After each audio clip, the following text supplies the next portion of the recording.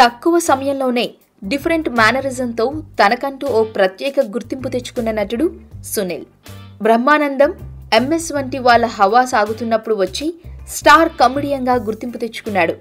చిరంజీవి నుంచి చరణ్ వరకు, నాగ్ నుంచి నాగ చైతన్య వరకు అందరితో నటించి మెప్పించాడు.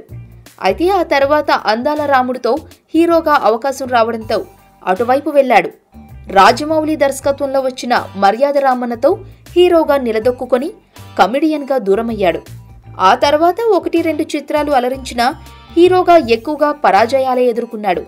ప్రస్తుతం సునీల్ సినిమాలు రిలీజ్ కావడమే కష్టమైపోతుంది. ఈ నేపథ్యంలో మళ్లీ కమెడియన్గా మారాలని అనుకుని ప్రయత్నాలు చేస్తున్నాడట.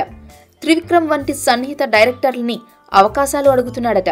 అయితే హీరోగా చేసిన సునీల్ని కమెడియన్గా ప్రేక్షకులు ఎలా రిసీవ్ చేసుకుంటారో అని డైరెక్టర్స్ ఆలోచనలో పడుతున్నారు. సునీల్కి కమెడియన్గా ఆ అవకాశం ఎవరు ఇస్తారో చూడాలి మరి.